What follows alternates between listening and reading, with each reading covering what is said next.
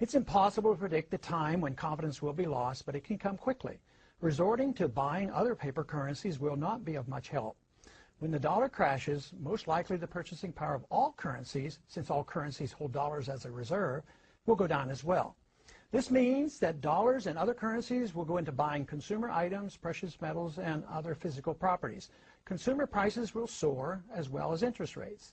The central bank will lose control, and the more they inflate, the worse the confidence becomes. The interest rates will respond to these efforts by rising sharply. If the Fed tries to reverse the run on the dollar, interest rates will also soar, and the pain on the American citizens will be of such proportion that political chaos will result. Either scenario leads to political and social chaos, the third event, and the most dangerous. With no ability of the federal government to fund its commitments, international or domestic, major changes will occur in our system. The social unrest will elicit cries for government to exert unusual force to head off a complete breakdown of law and order. The ultimate trap will be set for a system of government claiming to protect a free society. If more power and police authority are not given to the federal government, it will be argued that only anarchy will result. If more government policing power is given, it will mean a lethal threat to civil liberties. Already, we have permitted the notion that a single person, the Attorney General or the President, can decide who is an enemy combatant, thus denying that individual the right of habeas corpus, permitting indefinite detentions without charges made. This attitude towards civil liberties has changed significantly since the fear built around 9/11. Yes, I know, declaring one an enemy combatant is reserved only for the radical Muslims engaged in terrorism against the United States. To be reassured by this reasoning is quite dangerous and naive.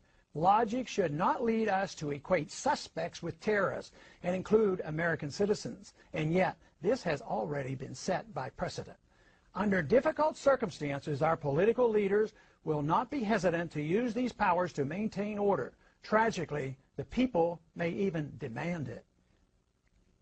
We are rapidly moving toward a dangerous time in our history. Society as we know it is vulnerable to political and social unrest.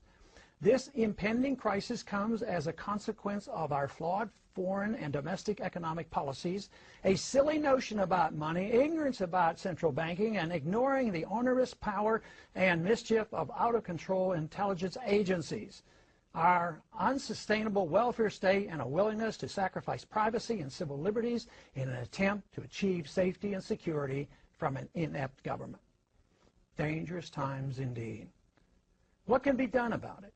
Must we wait for the inevitable and expect to restore our liberties in a street fight against the overwhelming power of the state? Not a good option.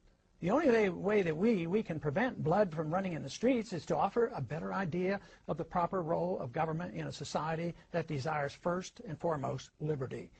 And that is impossible without a firm commitment by our thought leaders to the ideas of freedom, the source of all creative energy and prosperity. An all-powerful state is the threat to that ideal. The prevailing attitude of the people, as it once was in early America, must be that of liberty and self-reliance, rather than the nanny state and dependency. Rely on the government force to mold all private choices. If this is understood, a smooth, although not painless, transition to a free society is achievable.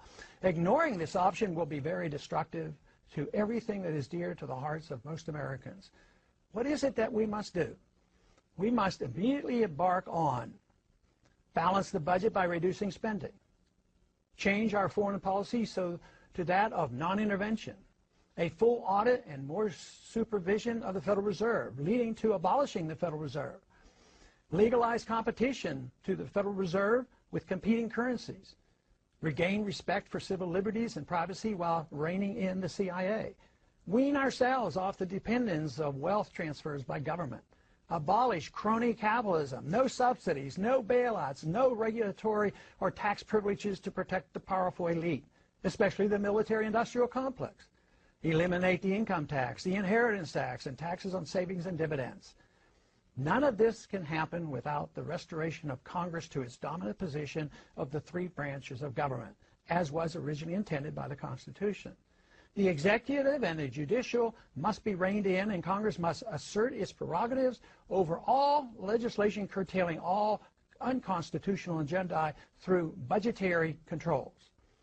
Signs abound that angry Americans are now more ready than ever before for a change in direction that is indeed real. If this program were improvised, even suddenly and dramatically, the adjustment, though significant and to a degree somewhat painful, would be much shorter and of minor consequence compared to the chaos and poverty that will result if we refuse to change our gluttonous appetite for a free lunch.